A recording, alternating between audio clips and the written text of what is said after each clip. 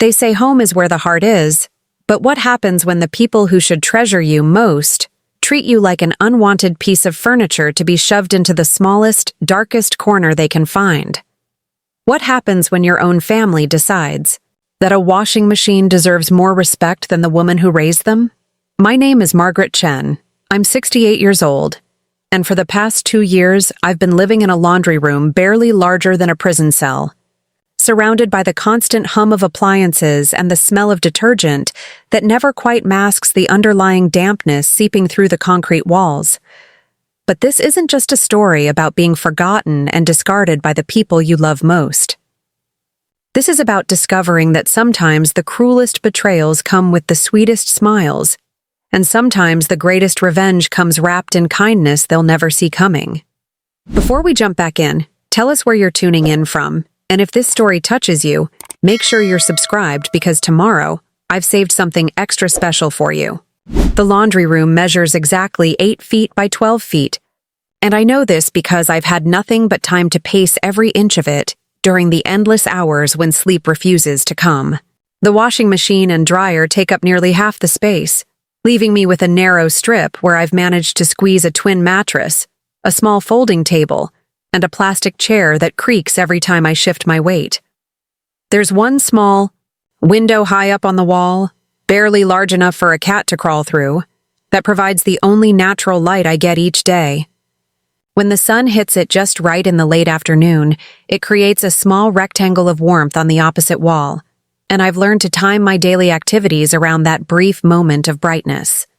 The ceiling is low enough that if I stretch, my arms above my head, I can touch the exposed pipes that run overhead, carrying water and waste from the apartments above. Sometimes in the middle of the night, I can hear the intimate sounds of other people's lives flowing through those pipes. Toilets flushing, showers running, the gurgle of kitchen sinks being drained. It's like being trapped beneath other people's normalcy, listening to the sounds of lives being lived while mine has been reduced to existing in the margins. My daughter-in-law Sandra installed a small space heater last winter after I mentioned that the concrete floor was making my arthritis unbearable, but she made sure to remind me several times about how much it would add to their electricity bill. The heater sits in the corner like a guilty secret, and I only turn it on during the coldest nights when the pain in my joints becomes too much to bear. Even then, I feel like I'm stealing warmth that doesn't belong to me, taking comfort that costs money I'm not contributing to the household. The daily routine has become as mechanical as the appliances that share my space. I wake up at 5:30 every morning, not because I want to, but because that's when the first load of laundry typically starts, and the noise makes further sleep impossible.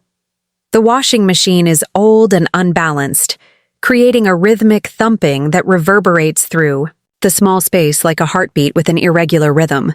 By 6 I can hear Sandra's footsteps on the floor above, followed by the sounds of breakfast being prepared and children being roused for school. I'm allowed to use the main bathroom during specific hours when the family isn't awake or getting ready for their day.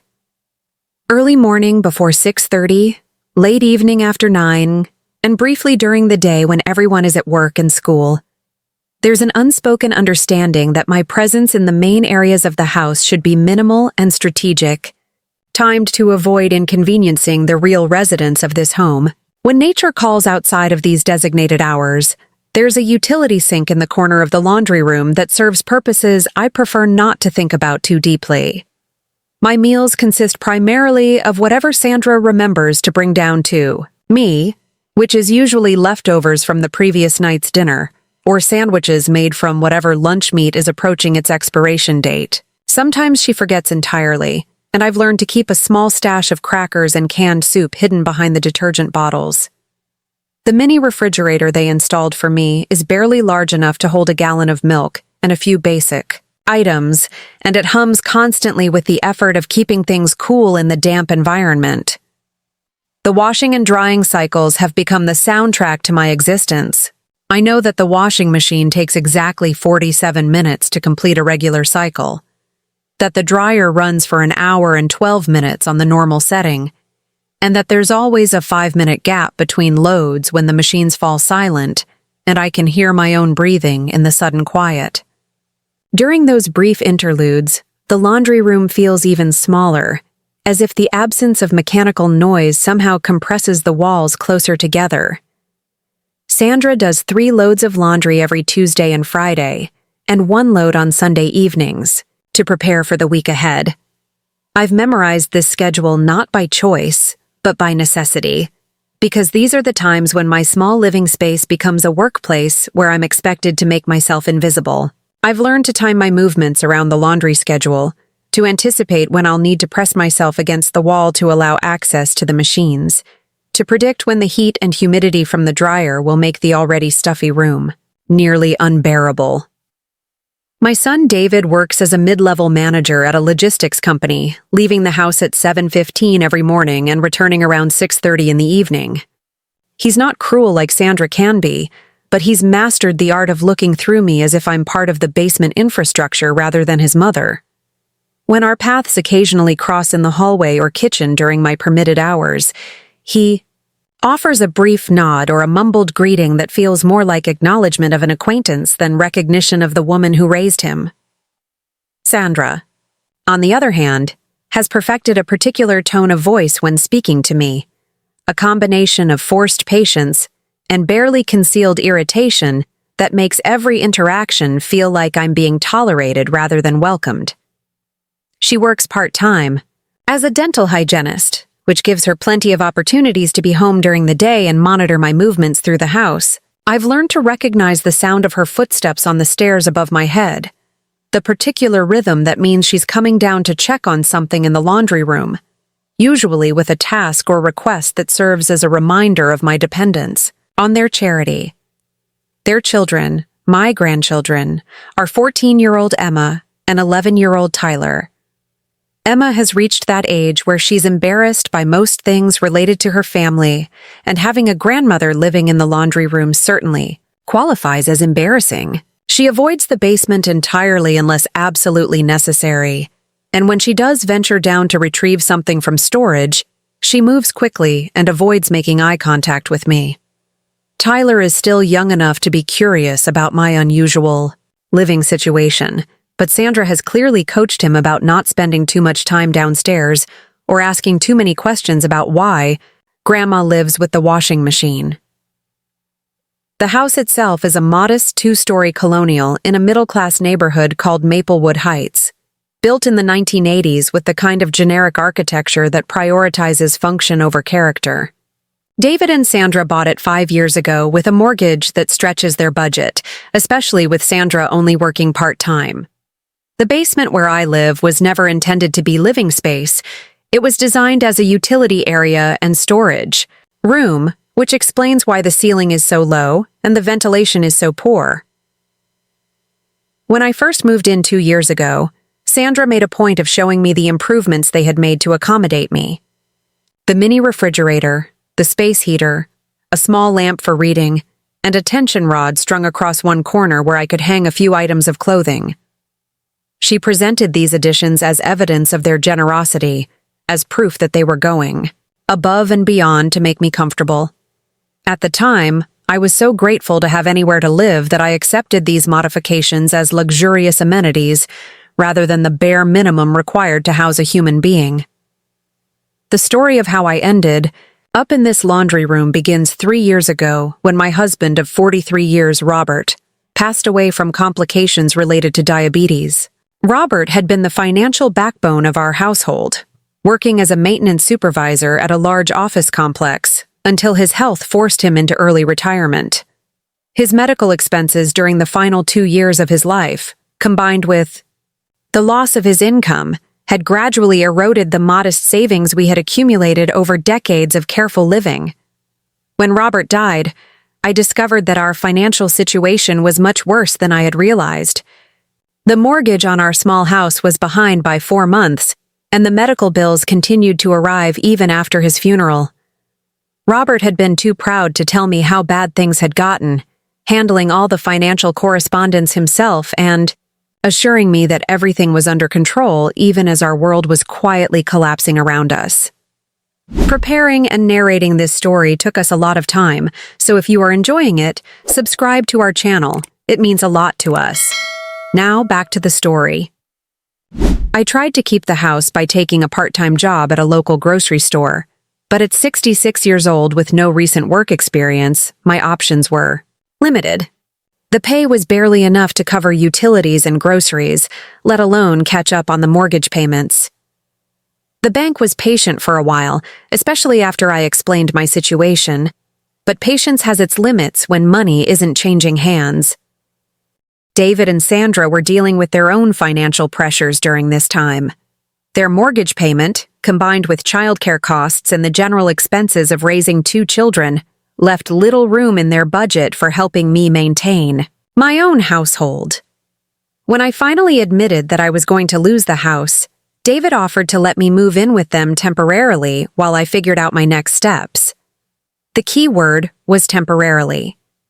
Sandra made it clear from the beginning that this arrangement was meant to be a short-term solution while I applied for senior housing or found some other permanent living situation. She researched various options for me, printing out applications for subsidized senior apartments and information about assisted living facilities that might accept someone with limited financial resources.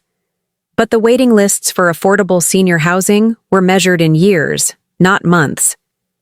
The assisted living facilities that had openings were either too expensive for my Social Security income or located in areas where I knew no one and had no support system. As weeks turned into months, and months turned into a year, Sandra's patience with my presence in their home began to wear thin. The basement laundry room had been my temporary sleeping space from the beginning. Sandra explained that the guest room upstairs was needed for when her parents visited, and the children's rooms were obviously off limits. The living room sofa was impractical for long-term sleeping, especially for someone my age with back problems. The laundry room, while not ideal, offered privacy and wouldn't interfere with the family's daily routines. What started as a temporary inconvenience gradually became an accepted reality. My few belongings, initially stored in boxes that could be easily moved when I found other housing, were gradually unpacked and arranged in the small space as it became clear that my stay was indefinite. The folding cot I had been sleeping on was replaced with a real mattress when it became obvious that my back couldn't handle the temporary sleeping arrangement much longer. Sandra's attitude toward my presence evolved from sympathetic accommodation to resigned tolerance to barely concealed resentment. She began making comments about the increased utility bills, about the extra laundry generated by having another person in the house, about the way my presence complicated their family routines. These complaints were always delivered with a tone of martyred patience, as if she was making tremendous sacrifices for my benefit and deserved recognition for her generosity. The financial arrangement we worked out was that I would contribute $400 per month toward household expenses, which represented nearly half of my Social Security income. Sandra calculated this amount based on what she estimated it cost to house and feed me, though she made it clear that they were still subsidizing my presence significantly. The $400 covered what she called my share of utilities, groceries, and wear and tear on the household facilities. David seemed uncomfortable with charging me rent to live in their laundry room, but he deferred to Sandra's practical arguments about the family's financial situation. They had their own mortgage to pay, their own children to provide for, and their own retirement to save for. Supporting an elderly parent indefinitely wasn't something they had planned for financially, and they were already stretching their budget to accommodate me. The daily indignities of my living situation accumulated gradually, like sediment settling at the bottom of a pond. The way Sandra would sigh heavily when she found me in the kitchen during my permitted hours, as if my presence was an unexpected complication in her day. The way David would lower his voice when talking to neighbors, as if having his mother living in the basement was somehow shameful. The way the children learned to avoid mentioning their grandmother when friends came over, as if I was a family secret that needed to be hidden. I told myself that this arrangement was temporary, that something would change, that an affordable apartment would become available or my financial situation would improve somehow. I applied for every senior housing program I could find, even ones located hours away from my family. I researched job opportunities for people my age, though most required skills or physical capabilities I no longer possessed. I investigated every possible avenue for improving my circumstances while trying to maintain my dignity and my relationships with the people I loved most. But as 1 year turned into 2, I began to realize that my family had become comfortable with the arrangement as it existed. My $400 monthly contribution helped their household budget, and my presence in the laundry room solved their problem of what to do with an aging parent without requiring any significant sacrifice on their part. I provided occasional babysitting services when their regular childcare fell through, and I helped with household chores that Sandra found tedious or time-consuming. From their perspective, everyone was benefiting from the arrangement. They were helping me by providing housing I couldn't afford elsewhere, and I was helping them by contributing financially and domestically to their household. It was a practical solution to a difficult situation, and as long as I didn't complain too loudly or demand too much attention, it could continue indefinitely. But practicality and human dignity don't always align perfectly. Living in a laundry room means existing in a space that's designed for machines, not people. It means having your most private moments accompanied by the sounds of other people's daily routines. It means feeling like a guest in spaces where you should feel like family, and feeling like an intruder in places where you should feel welcome. The laundry room has become both my sanctuary and my prison. It's the only space in the house that's truly mine, where I can arrange my few belongings according to my own preferences and where I can have some measure of privacy. But it's also a constant reminder of how far I've fallen from the life I once lived, when I had my own home and my own space, and my own sense of belonging somewhere in the world. During the long afternoons when the house is empty and quiet, I sometimes close my eyes and remember what it felt like to have a kitchen where I could cook whatever I wanted whenever I wanted it. I remember having a bedroom with a window that looked out onto my own garden, where I could watch the seasons change and plan what flowers to plant in the spring. I remember feeling like I belonged somewhere, like I had a place in the world that was mine by right rather than by charity. But these memories are dangerous indulgences that lead nowhere productive.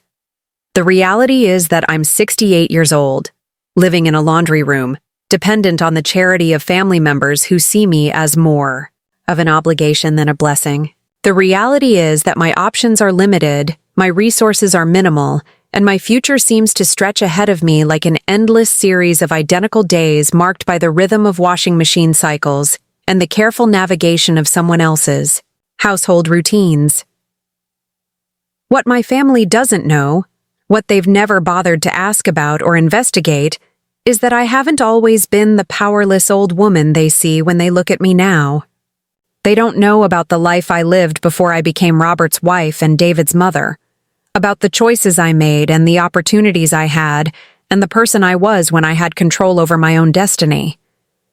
They see me as I am now, diminished and dependent, and they assume this is all I've ever been. But sometimes, late at night when the washing machine is quiet and the house is still, I remember who I used to be, and I wonder what that person would think of who I've become, and whether she would recognize the woman living in this basement, accepting scraps of kindness and calling them blessings. I wonder what she would do if she found herself in this situation, with her dignity stripped away and her autonomy traded for the basic necessities of survival. The woman I used to be wouldn't have accepted this arrangement quietly. She wouldn't have been grateful for a space barely fit for storage, and she wouldn't have smiled politely while being treated like an inconvenience by people who owed their very existence to her love and sacrifice. That woman had fire in her, had plans and dreams and the courage to pursue them even when other people thought she was foolish. But that was a long time ago, before marriage and motherhood and decades of putting other people's needs before her own gradually wore away the sharp edges of her ambition. Before she learned that sometimes love means sacrificing your own wants for the sake of family harmony, and sometimes keeping the peace is more important than demanding respect.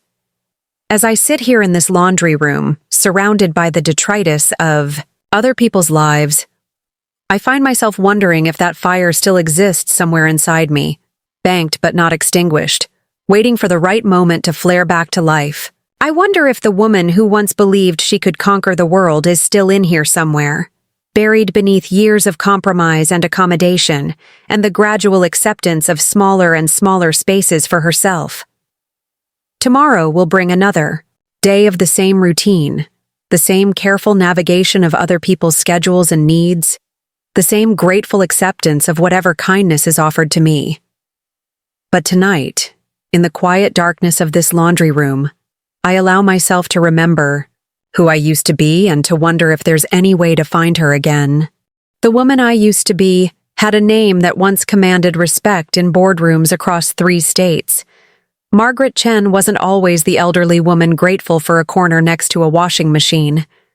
45 years ago, I was Margaret Liu, the youngest woman ever promoted to senior property acquisition specialist at Hartwell & Associates, one of the most prestigious real estate development firms on the East Coast.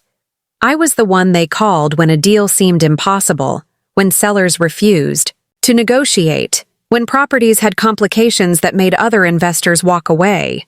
I was known for seeing potential where others saw problems, for turning distressed properties into gold mines, and for having an instinct about real estate markets that bordered on supernatural. I met Robert during the peak of my career success, at a charity gala where I was being honored for my work developing affordable housing projects that revitalized struggling neighborhoods. He was working as a building superintendent for one of the properties I had renovated, and he approached me after my speech to thank me for creating jobs in his community. Robert was handsome in a quiet, steady way, with calloused hands and kind eyes that looked at me like I was something precious rather than something to be conquered or impressed.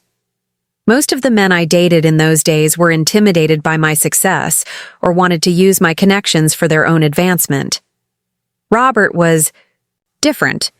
He was proud of what I had accomplished, but he loved me for who I was when I came home exhausted after 14-hour days, when I kicked off my heels and complained about difficult clients over dinner. He loved the woman who worried about whether her projects were really helping people or just making rich investors richer. He loved the part of me that doubted myself, not just the part that conquered challenges.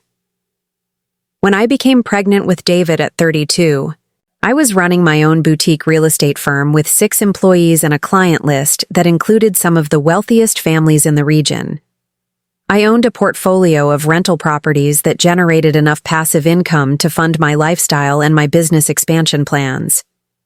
I had been featured in 3 different business magazines as one of the most promising young entrepreneurs in real estate, and venture capitalists were regularly approaching me about partnerships and investment opportunities.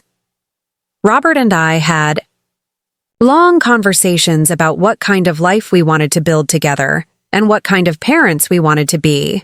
I had grown up with a mother who worked constantly, who missed school plays and soccer games because she was building her own business empire.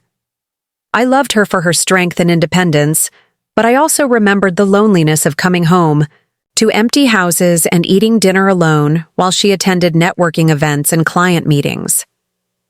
I made the decision to step back from my business during David's early years, not because Robert asked me to, but because I wanted to be present for my son in ways my own mother hadn't been able to be present for me. I sold my real estate firm to my business partner for a substantial sum and converted most of my property portfolio to liquid investments that could fund our family life without requiring my daily attention.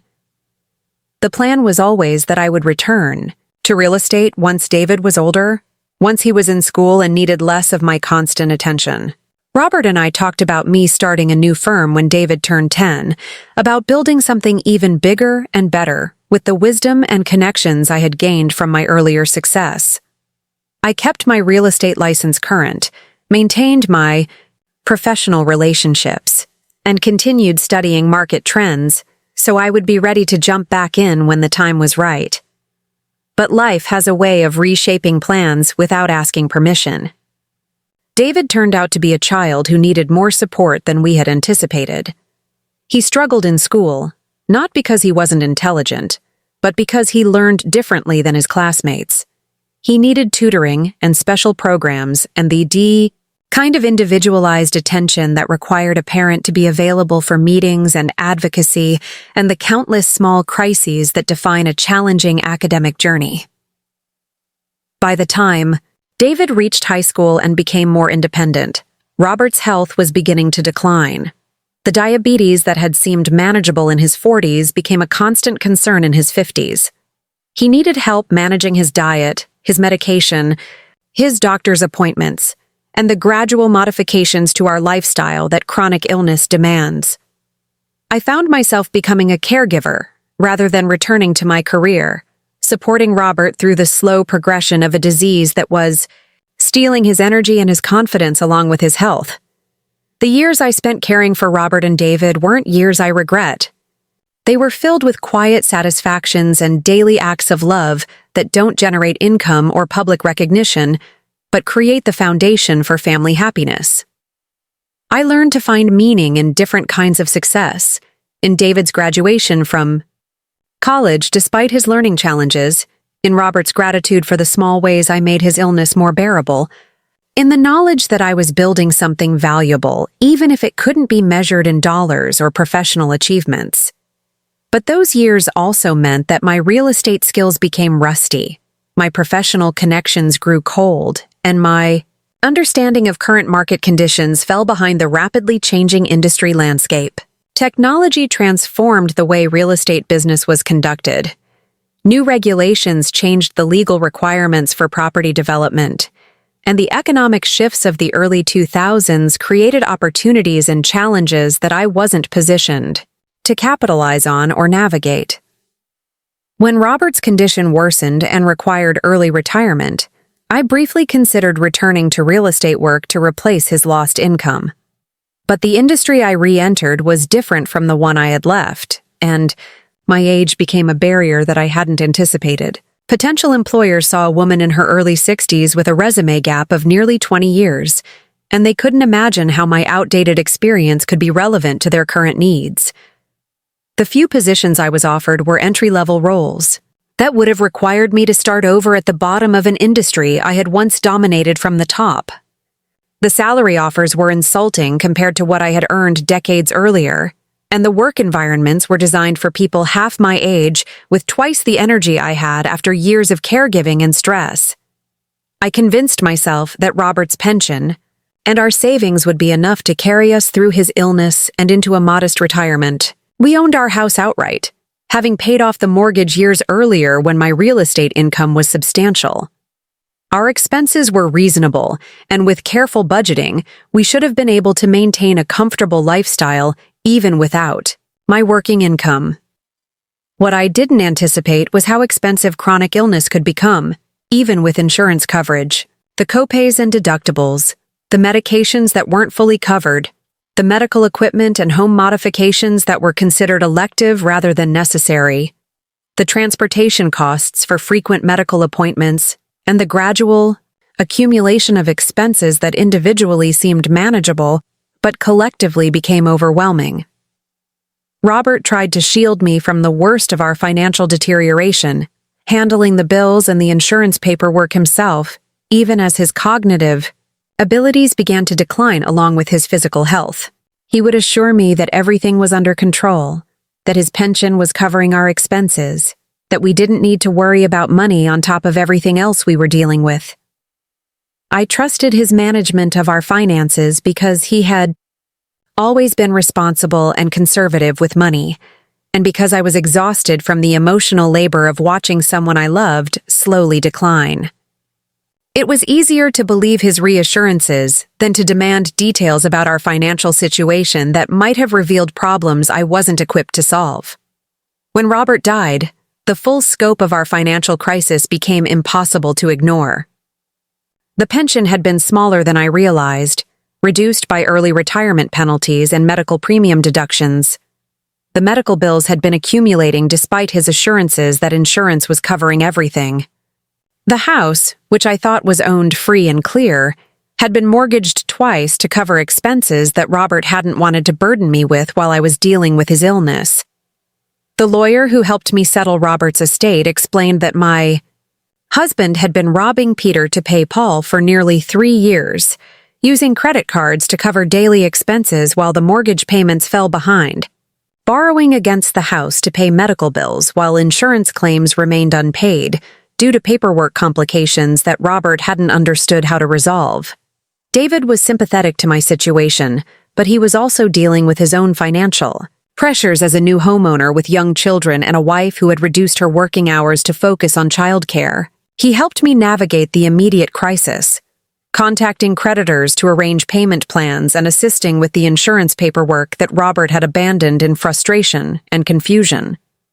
But the fundamental mathematics of my situation couldn't be solved with better organization or more time. I owed more than I owned, and my Social Security income wasn't sufficient to cover both my living expenses and my debt obligations.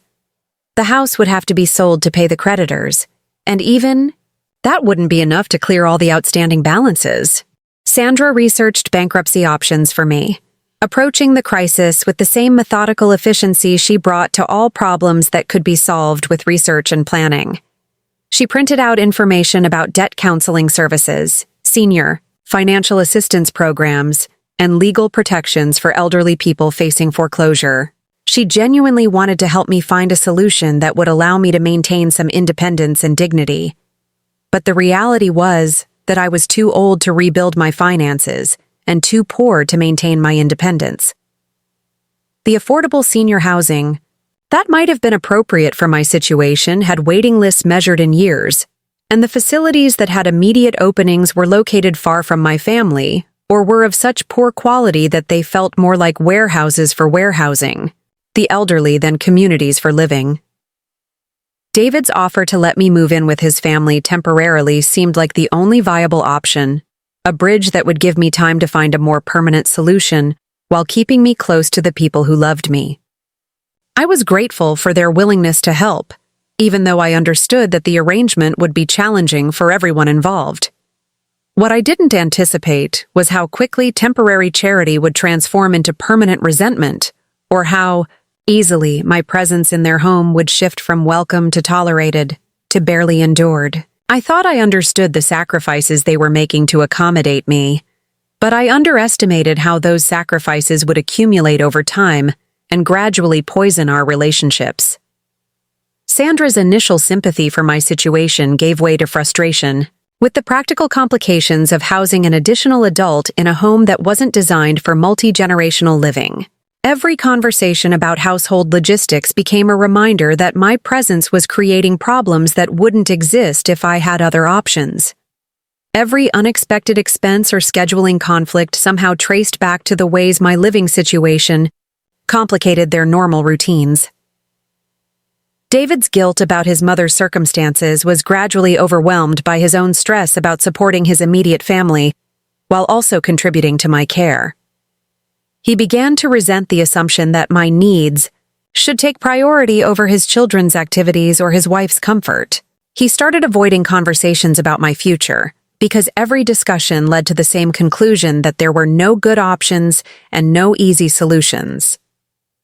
The children initially found my presence exciting, like having a live-in grandmother who could help with homework and tell stories about their father's childhood.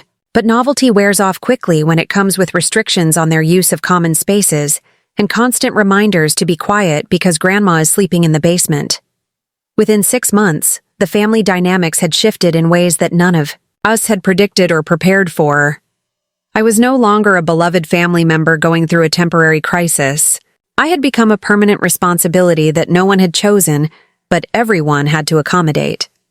My presence in their home was a daily reminder of the financial instability that could threaten their own security, a preview of the kind of dependence that might await them in their own old age.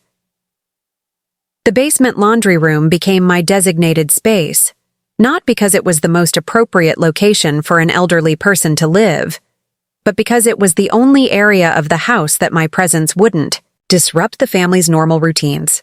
It was a practical solution to the problem of where to put someone who needed to be housed, but whose comfort wasn't the primary consideration. I accepted the arrangement because I understood the constraints they were operating under, and because I was grateful for any solution that kept me close to my family instead of warehoused in some institutional setting. I told myself that the living conditions were temporary, that something better would become available if I was patient, and didn't make demands that might strain their willingness to help me.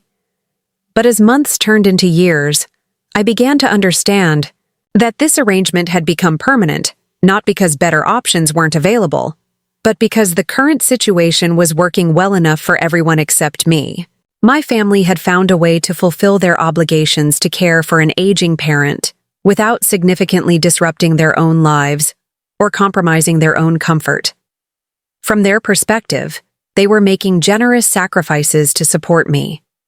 They were providing housing, food, and utilities to someone who couldn't afford those necessities independently. They were giving me access to family life and relationships that enriched my days and connected me to the people I loved most. What they couldn't see or chose not to acknowledge was how their solution to my housing crisis had gradually stripped away almost everything that made me feel human. Living in a laundry room meant existing in a space designed for objects rather than people.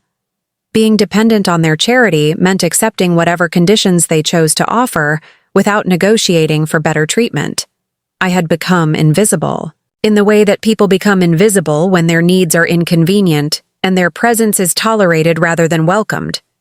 My opinions weren't sought on family decisions that affected me. My preferences weren't considered when household rules were established. My comfort wasn't prioritized when spaces were allocated or schedules were arranged. The woman who had once negotiated million-dollar real estate deals was now grateful for permission to use the upstairs bathroom during designated hours. The entrepreneur, who had been featured in business magazines, was now carefully timing her movements through the house to avoid inconveniencing the people who were supporting her. The property developer who had transformed neighborhoods was now living in someone else's basement and calling it home. But buried beneath the gratitude and the careful accommodation, and the gradual acceptance of smaller and smaller spaces for myself, the woman I used to be was still there, watching and remembering and quietly calculating. She remembered what it felt like to have power, to make decisions that affected other people's lives, to control resources that could transform situations and solve problems. That woman had been dormant for so long that I had almost forgotten she existed. But she was still there, and she was beginning to stir, beginning to wonder if there might be other solutions to my situation that no one had considered. Solutions that didn't require me to accept charity or depend on other people's generosity, or live in spaces designed for machines rather than human beings. Because the truth was, I had never really lost everything. I had lost my house and my financial independence, and my ability to support myself in the lifestyle I was accustomed to. But I hadn't lost the knowledge and instincts that had made me successful in the first place. I hadn't lost the ability to see potential where other people saw problems. And I hadn't lost the fire that had once driven me to build something significant from nothing more than determination and vision.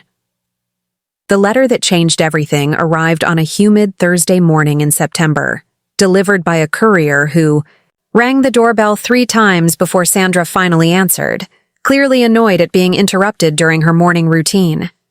I was in my usual position in the laundry room, folding towels that had finished their cycle, when I heard her sharp voice through the thin basement ceiling, demanding to know why anyone would need a signature for mail delivery. From my position, near the basement stairs, I could hear fragments of the conversation above. The courier was professional, but insistent that the certified letter could only be delivered to Margaret Chen personally, not to a family member or household representative. Sandra's irritation was palpable as she called down to me, her voice carrying that particular tone of inconvenience that had become so familiar over the past 2 years. "Margaret, there's someone here with a letter that apparently only you can sign for," she announced, making it clear that this interruption to her day was somehow my fault. It's from some law office in Chicago. I hope you haven't gotten yourself into legal trouble. The assumption that any official correspondence I received must represent problems rather than opportunities was typical of how Sandra had learned to view anything connected to my life. In her experience, elderly people living in laundry rooms didn't receive good news through certified mail. They received notices about unpaid debts, legal complications, or bureaucratic problems that would somehow become the family's responsibility to resolve. I climbed the stairs slowly, my arthritis making the movement more difficult than it once was, and found a young man in a professional uniform waiting patiently by the front door. He verified my identity with careful attention to detail, comparing my driver's license to the name on the envelope before asking me to sign for delivery on an electronic device that seemed far too sophisticated for simple mail delivery. The envelope was thick and expensive, the kind of premium stationery that immediately communicated serious legal business. The return address read, Morrison, Kellner and Associates, Attorneys at Law, with a prestigious Chicago address that I recognized as being in the heart of the financial district. Sandra hovered nearby as I signed for the letter, her curiosity barely contained as she tried to read the return address over my shoulder. "What kind of legal business could you possibly have in Chicago?" she asked as the courier departed. "You haven't lived there in decades. Are you sure this isn't some kind of scam? Elderly people get targeted by all sorts of fraudulent schemes these days." I examined the envelope more carefully, noting the embossed letterhead and the weight of the paper that suggested genuine legal correspondence rather than a scam operation. The address was real, and a quick glance at my phone confirmed that Morrison, Kellner and Associates was indeed a legitimate law firm with an impressive client list and a reputation for handling complex estate matters. "I'm sure it's nothing important," I said, tucking the envelope into my cardigan pocket. "Probably just some routine paperwork related to Robert's estate that they're finally getting around to processing." But Sandra wasn't satisfied with my dismissive explanation. Her eyes had fixed on the expensive letterhead with the intensity of someone who recognized quality when she saw it. Law firms that could afford this kind of stationery didn't handle routine paperwork for people living in basement laundry rooms. They handled significant legal matters for clients with substantial assets and complex financial situations. "Robert's been dead for over 2 years, she pointed out, her voice taking on that sharp edge that appeared whenever she suspected I wasn't being completely forthcoming about something. "What kind of estate paperwork takes this long to resolve? And why would a Chicago law firm be involved when Robert never lived there?" I could see the calculations forming in her mind as she tried to piece together what this correspondence might mean.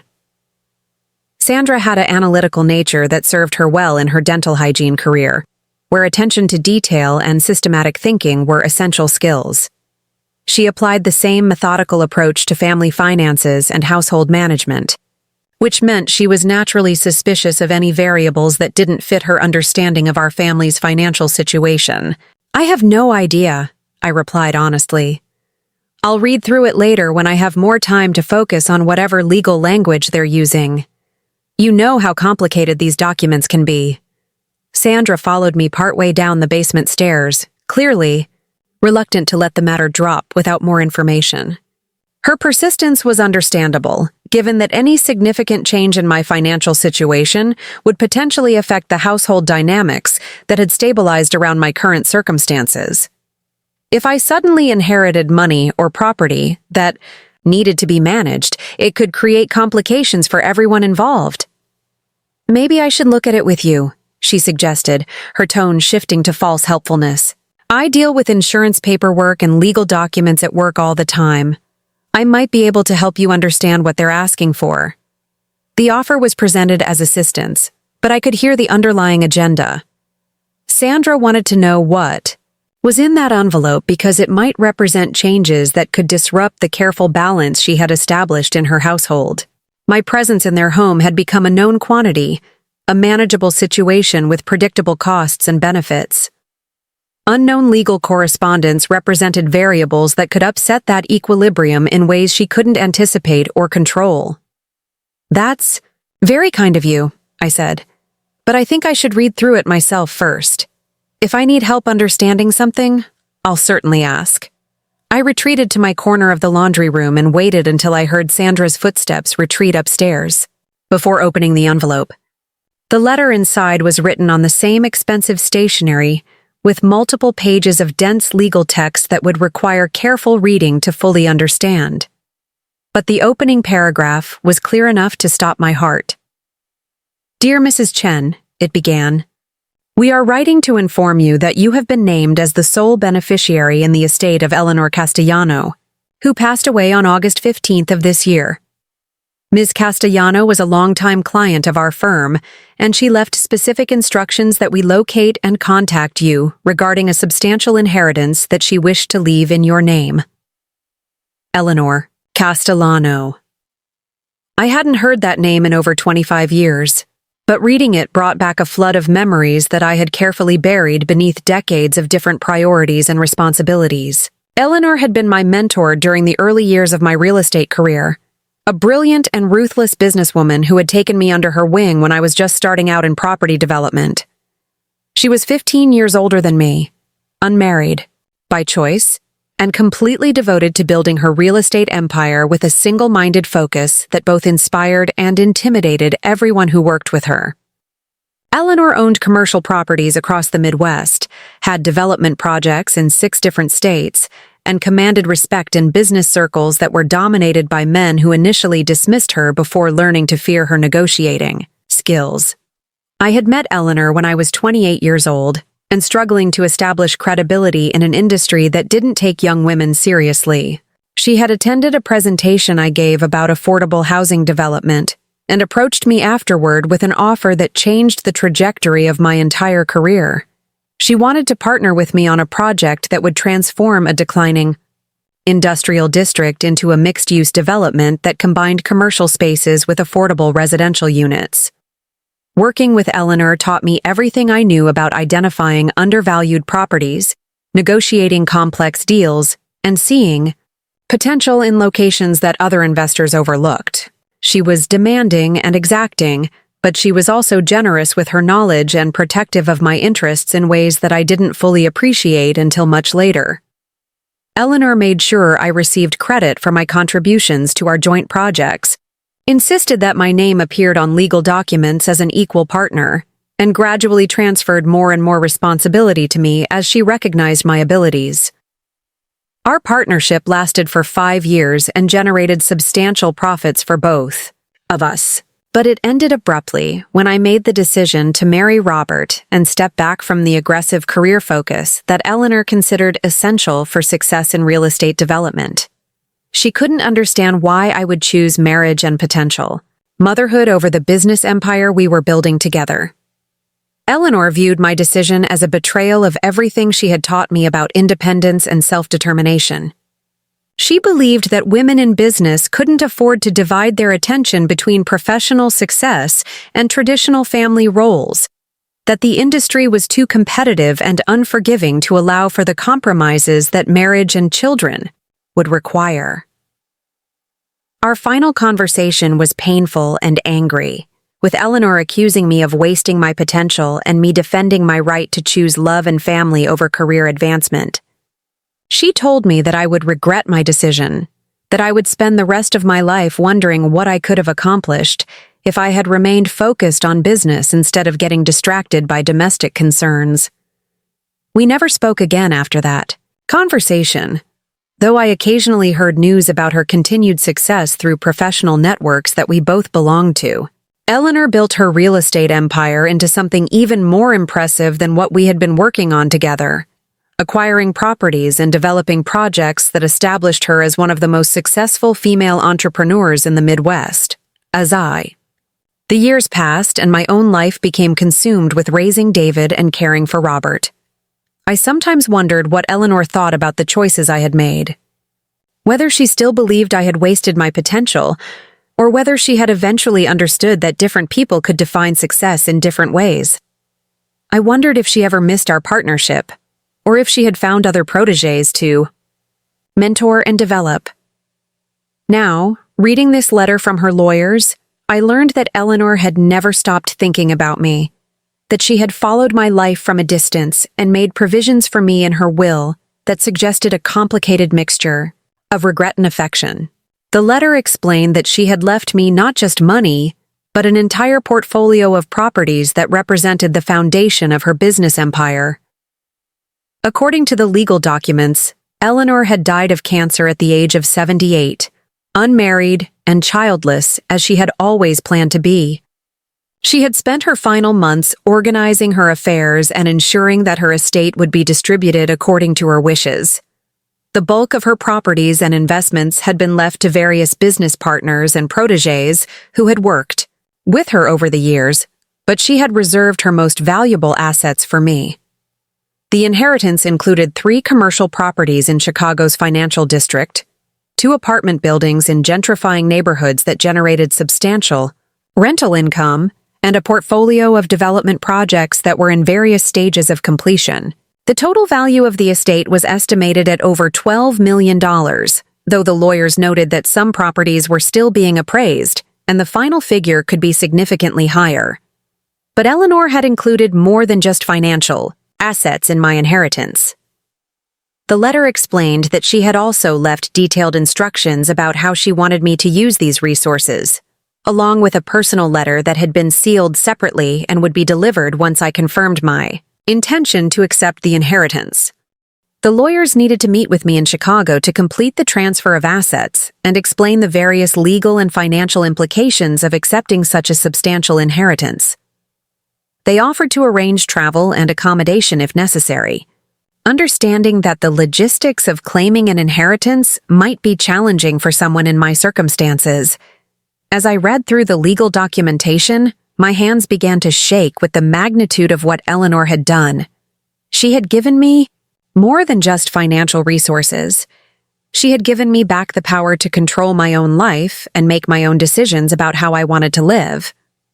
She had provided me with the means to reclaim my independence and my dignity, to step out of this laundry room and back into the world as someone who mattered, but she had also created a situation that would fundamentally alter my relationships with my family and force me to confront uncomfortable truths about how I had been treated and why I had accepted that treatment for so long.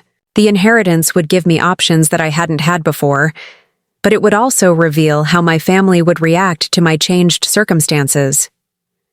I folded the documents carefully and placed them back in the envelope, my mind racing with possibilities and implications that I wasn't ready to fully process. For 2 years, I had been living in this basement accepting charity and gratitude for scraps of kindness, telling myself that I should be grateful for any help my family was willing to provide. Now, suddenly, I had resources that could change everything. I could afford my own apartment, my own independence, my own choices about how to spend my time and energy.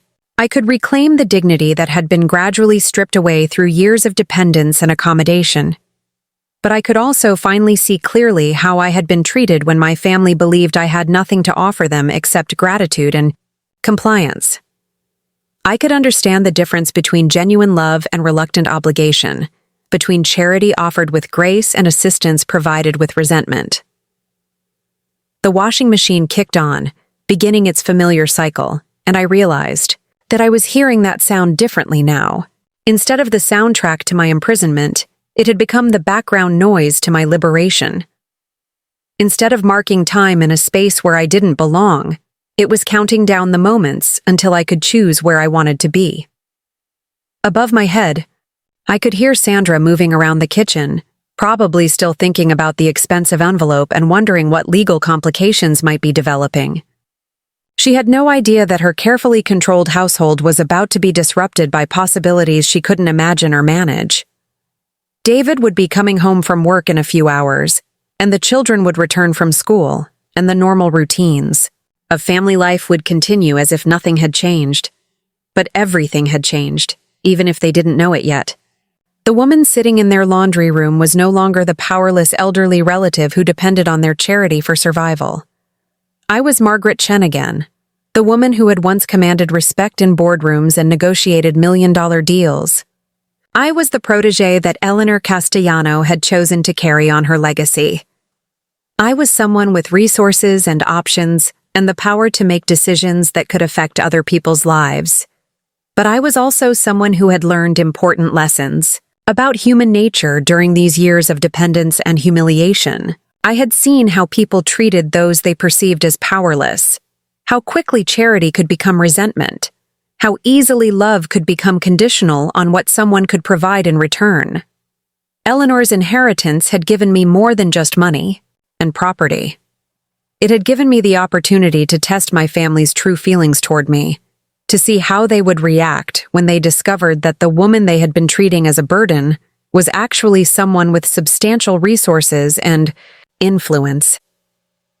The question was what I would choose to do with that opportunity and how I would use the power that Eleanor had entrusted to me. Because power, as Eleanor had taught me years ago, was only valuable if you had the courage to use it wisely and the strength to accept the consequences of your choices. 3 days after receiving Eleanor's letter, I made my first strategic move. I called Morrison, Kellner, and Associates from the landline phone in the kitchen during Sandra's dental hygiene shift, when the house was empty except for me. The conversation with Eleanor's lawyer, Patricia Morrison, confirmed everything the letter had outlined and revealed even more shocking details about the inheritance that awaited my acceptance. The properties Eleanor had left me weren't just valuable real estate investments. They were strategically located assets that generated over $60,000 per month in rental income. The apartment buildings were in neighborhoods experiencing rapid gentrification, meaning their value was increasing exponentially. The commercial properties housed established businesses with long-term leases, providing stable income streams that could support any lifestyle I chose to live. But Patricia also shared something that stopped me cold. Eleanor had been monitoring my situation for years through a private investigator she had hired to check on my welfare periodically.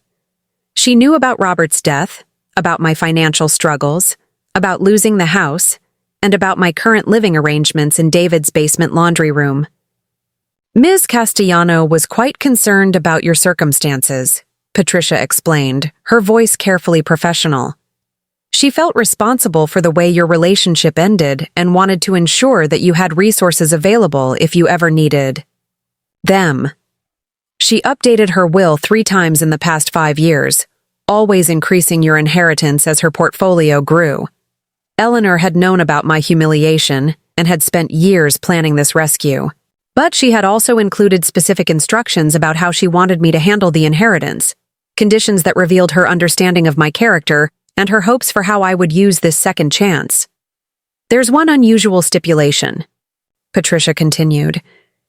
Ms. Castellano requested that you not reveal the full scope of your inheritance to your family immediately.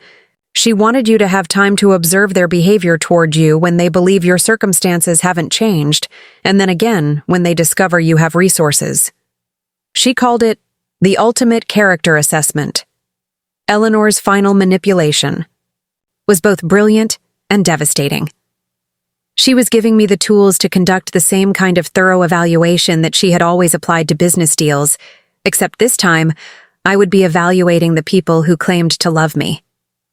She wanted me to see clearly who my family members were when they thought I had nothing to offer them, and who they became when they discovered I had something they wanted.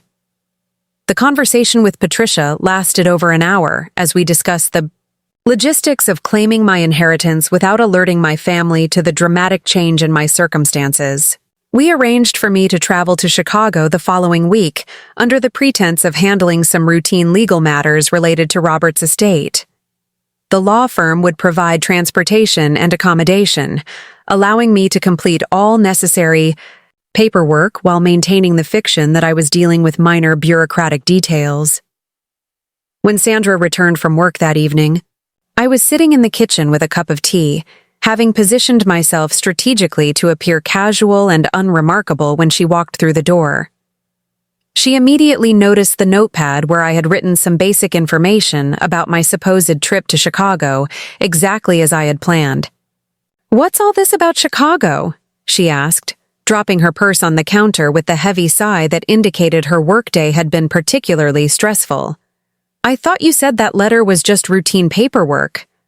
It turns out there are some complications with Robert's pension that need to be resolved in person. I lied smoothly. Something about beneficiary documentation that wasn't filed properly when he died. The lawyer says it's probably worth a few $1,000s once it's straightened out. The mention of a few $1,000s immediately captured Sandra's attention in a way that routine paperwork never would have. I could see her mental calculator engaging as she considered what that amount of money might mean for our household finances, and whether it represented an opportunity for me to contribute more substantially to my own support. "A few $1,000s?" she repeated, sitting down across from me at the kitchen table. "That's wonderful, Margaret. You could really use some extra money to improve your situation here." The phrase "improve your situation here" was carefully chosen to suggest that any windfall I received should be used to make my presence in their home less burdensome, rather than to provide me with alternatives to living in their basement. Sandra's immediate assumption was that additional resources would be invested in making the current arrangement more sustainable, rather than giving me the means to choose different living circumstances. "The lawyer wants me to come to Chicago next week to sign some documents and provide identification," I continued. "It's probably just one day, but I might need to stay overnight depending on how long the paperwork takes." Sandra's expression shifted to concern, but not the kind of concern that focused on my welfare or comfort during the trip. Her worry was clearly about the logistics of my travel and the potential costs that might somehow become the family's responsibility. "How are you planning to get there?" she asked. "And where will you stay? Hotels in Chicago are expensive, and you shouldn't be traveling alone at your age anyway." The assumption that I couldn't manage travel arrangements independently was both insulting and revealing. Sandra had become so accustomed to thinking of me as helpless and dependent that she couldn't imagine me navigating something as basic as transportation and accommodation without her assistance and oversight. "The law firm is handling the arrangements," I said. "They're sending a car to pick me up and they've reserved a hotel room. It's all part of their service for handling estate matters." This information clearly impressed Sandra, who recognized that law firms didn't typically provide transportation and accommodation for clients unless significant money was involved. But it also made her suspicious about why I wasn't sharing more details about what kind of estate matter would warrant such expensive treatment. "What kind of law firm sends cars for clients?" she pressed. "Are you sure this isn't some kind of elaborate scam? Elderly people get targeted by sophisticated fraud operations that can seem very convincing." Her suspicion was reasonable from her perspective, but it was also convenient for my purposes. If Sandra believed I might be the victim of a scam, she would be less likely to probe deeply into the details of my supposed legal business. Her concern would focus on protecting me from fraud rather than investigating what legitimate inheritance I might be claiming. "I looked them up online," I assured her. "They're a legitimate firm with good reviews and an established client base. The lawyer I spoke with knew details about Robert's work history that a scammer wouldn't have access to.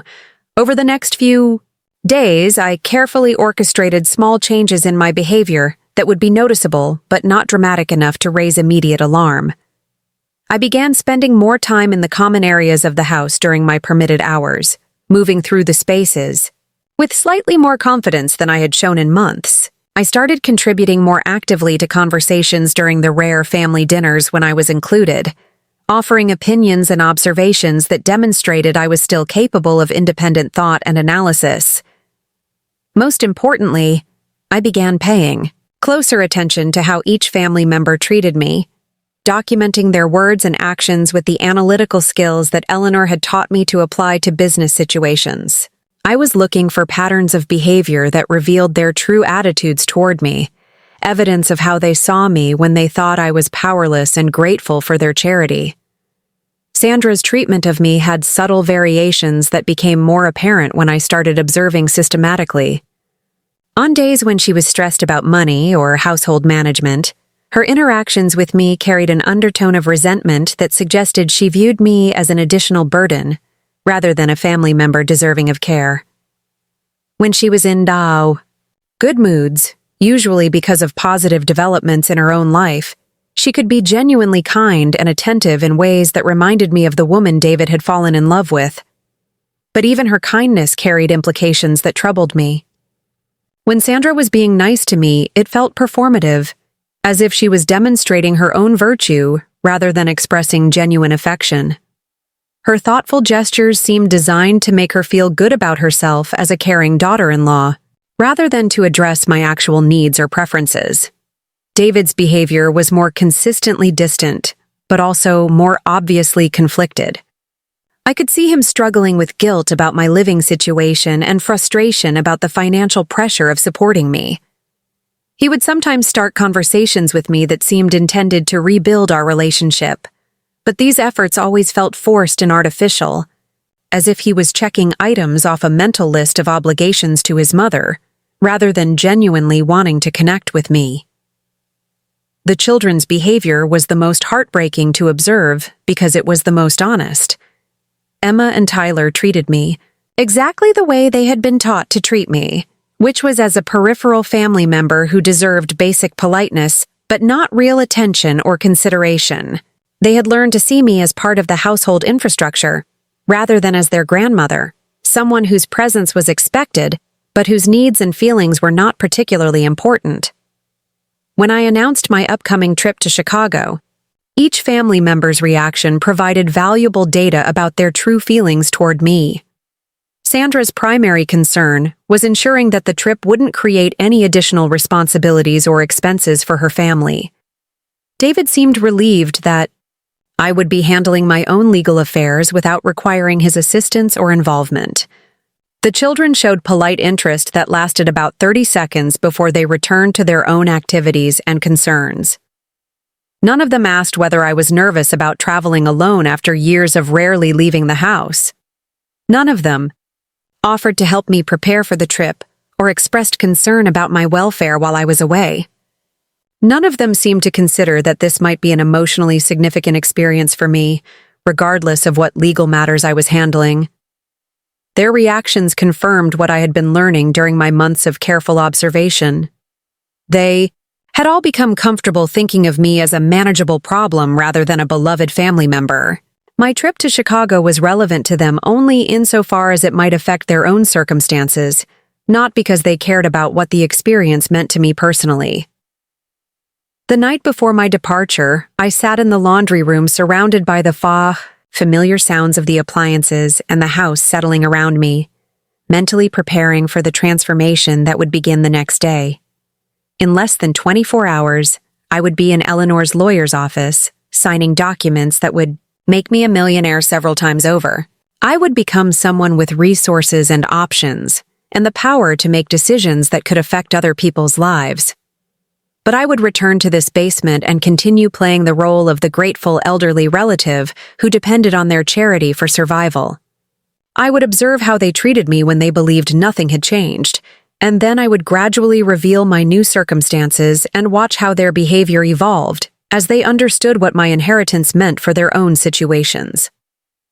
Eleanor's final lesson was going to be the most difficult one she had ever taught me, because it involved seeing clearly how the people I loved most in the world actually felt about me when they thought I had nothing valuable to offer them. But it was also going to be the most important lesson, because it would determine how I chose to use the power she had given me and what kind of relationships I wanted to maintain going forward. The washing machine kicked on for its evening cycle, and I listened to the familiar rhythm that had marked time during my captivity in this space.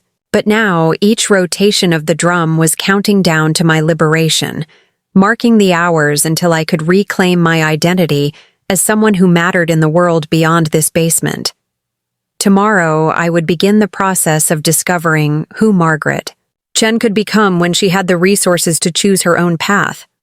But tonight, I was still the woman in the laundry room, invisible and grateful, and carefully documenting how her family treated someone they believed had nothing left to offer except appreciation for their reluctant charity. The test that Eleanor had designed was already revealing uncomfortable truths about my relationships with the people who claimed to love me. But the real evaluation was just beginning, and the results would determine not just how I used my inheritance, but whether these relationships were worth preserving at all.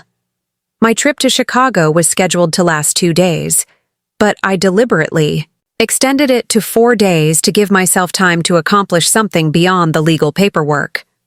I had instructed Patricia Morrison to conduct research into the ownership structure of David and Sandra's rental property, suspecting that their landlord might be interested in selling if the right offer was presented. What I discovered exceeded my wildest expectations and provided the perfect opportunity to test my family's character in the most dramatic way possible. The building where David's family lived was owned by a small real estate investment company called Maplewood Properties LLC, which was struggling financially due to poor management and deferred maintenance across their portfolio. The company owned 12 rental properties in the area, all of them showing signs of neglect and generating negative cash flow due to high vacancy rates and expensive emergency repairs that could have been prevented with proper upkeep. More importantly, the owner of Maplewood Properties was desperate to sell. James Whitman had inherited the properties from his father, but lacked both the experience and the capital necessary to manage them effectively. He had been trying to find a buyer for the entire portfolio for over a year, but the property's poor condition and problematic financial performance had scared away serious investors.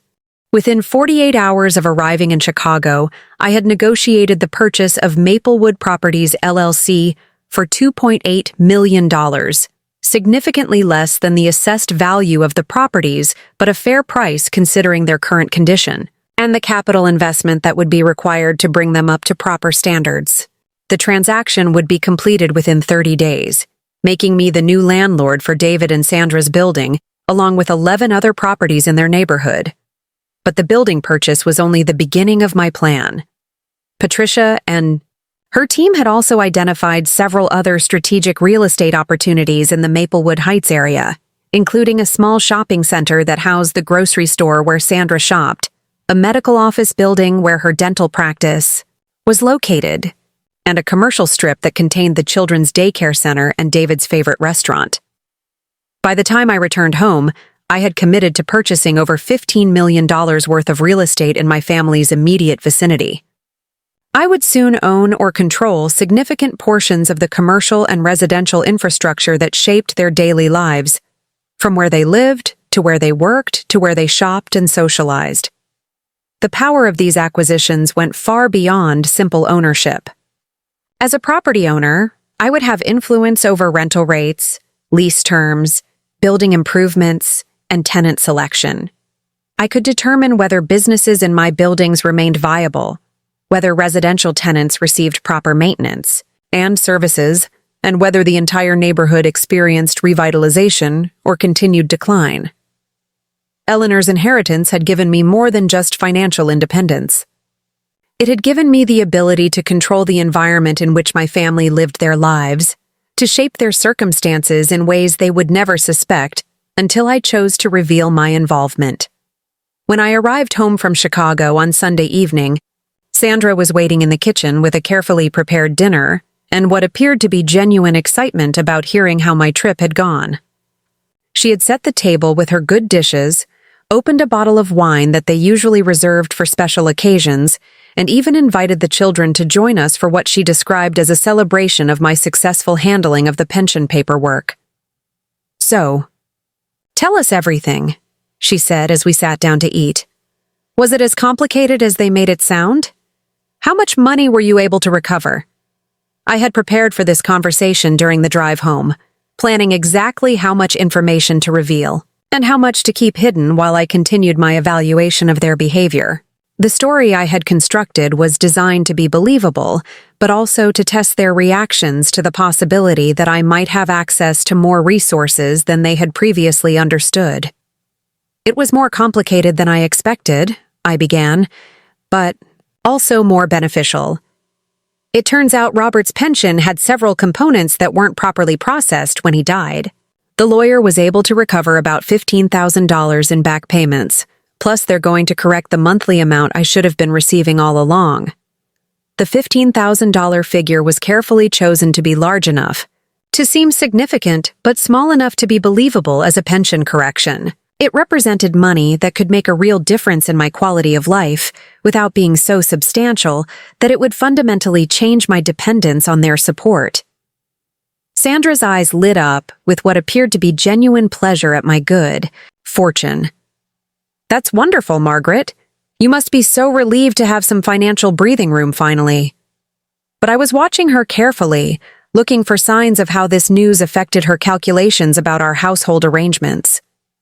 Within minutes, she had begun making suggestions about how I might want to use the money to improve my living situation in their basement, purchasing a better mattress, upgrading the space heater, maybe even installing a small television for entertainment. All of her suggestions involved spending the money on modifications that would make my presence in their home more comfortable for everyone involved, rather than considering whether I might want to use the resources to explore alternative living arrangements. She was thinking about how to make the current situation more sustainable, rather than whether the current situation was what I actually wanted. David's reaction was more complex and conflicted. He seemed genuinely happy that I had received some financial relief, but I could also see him calculating whether this windfall meant I should be contributing more to household expenses, or whether it represented an opportunity for him to reduce his financial support for my care. "This is great news, Mom," he said, but his tone suggested he was already thinking about the practical implications. "With the extra monthly income, you should be able to help more with groceries and utilities. Maybe we should sit down and recalculate how much you contribute to household expenses." His immediate focus on increasing my financial contributions revealed how he had been thinking about our arrangement. Rather than seeing my presence in their home as an opportunity to care for his aging mother, he viewed it as a financial burden that should be minimized through whatever resources I could provide. The children's reactions were the most honest, and therefore the most painful. Emma barely looked up from her phone when I shared the news about the pension recovery, treating it as adult business that had no relevance to her life. Tyler asked if the extra money meant I could buy him the video game he had been wanting, apparently assuming that any improvement in my financial situation should naturally result in benefits for him. None of them asked what this money meant to me emotionally, whether I felt relieved or vindicated or proud of successfully navigating the legal complexities. None of them seemed to consider that this might represent more than just numbers in a bank account, that it might symbolize dignity and independence and the ability to make choices about my own life. Over the following week, I observed their behavior carefully as they adjusted to the news of my modest windfall. Sandra began making subtle suggestions about ways I could upgrade my basement living space, always framing these ideas as improvements for my benefit, but clearly motivated by her desire to make the arrangement more permanent and comfortable for everyone involved. She researched better furniture options for small spaces, found contractors who could install improved lighting in the laundry room, and even suggested that I might want to pay for soundproofing to reduce the noise from the washing machine and dryer. All of these improvements would require significant portions of my supposed $15,000 inheritance, effectively tying the money to my continued residence in their basement.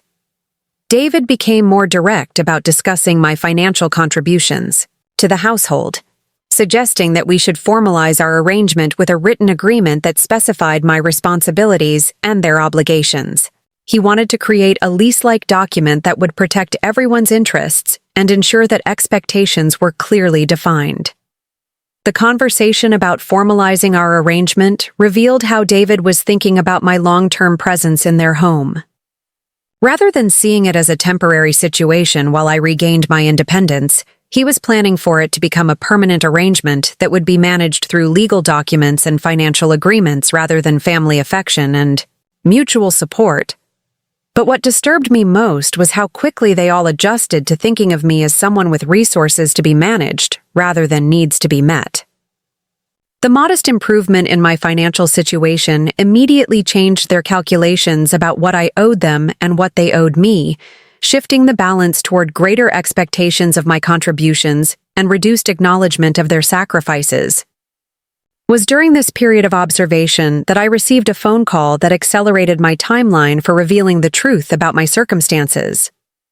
Patricia Morrison called to inform me that one of the Maplewood Properties buildings was experiencing a major plumbing emergency that required immediate attention and significant financial investment to resolve.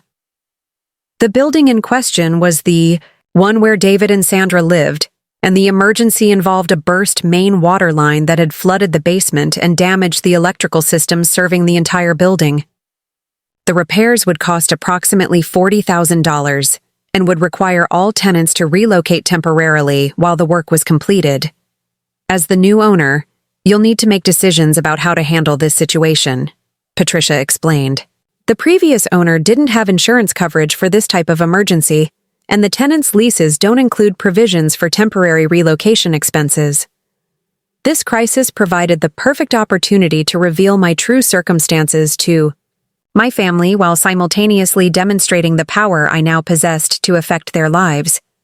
I could solve their housing emergency with resources they didn't know I had, but I could also use the situation to show them how it felt to be dependent on someone else's charity for basic necessities.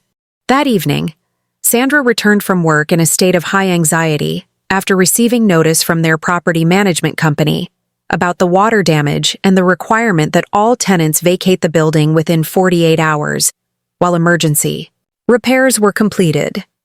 She was upset not just about the inconvenience of temporary relocation, but about the cost of finding alternative housing and the possibility that their security deposit might not be returned if the building was deemed uninhabitable. "This is a disaster," she announced as she burst through the front door, her carefully controlled composure completely shattered. "The entire basement is flooded, and they're saying it could take weeks to complete the repairs. We're going to have to find someplace else to live temporarily, and they can't guarantee that our unit won't be damaged." David arrived home an hour later to find Sandra surrounded by printouts of hotel rates and temporary housing options, all of which were significantly more expensive than their current rent, and most of which were not suitable for a family with children and specific school district requirements. "How much is this going to cost us?" he asked, immediately focusing on the financial implications rather than the emotional stress that Sandra was experiencing. "And what happens if the repairs take longer than they're estimating?" Their crisis provided me with a perfect view of how they handled unexpected challenges and financial pressure. Sandra became frantic and controlling, trying to manage every detail of their temporary housing search with a level of micromanagement that suggested she didn't trust anyone else to make appropriate decisions. David became withdrawn and calculating, focused on minimizing costs rather than supporting his family through a stressful situation. Most revealingly, neither of them considered asking for my opinion or advice about their housing crisis, despite the fact that I was sitting right there, listening to their conversation. They had become so accustomed to thinking of me as someone who received help, rather than someone who could provide it, that they didn't even consider whether I might have useful suggestions or resources to contribute. I waited until they had exhausted themselves with unsuccessful phone calls to hotels and temporary housing services before I finally spoke up. "I might be able to help with this situation," I said quietly.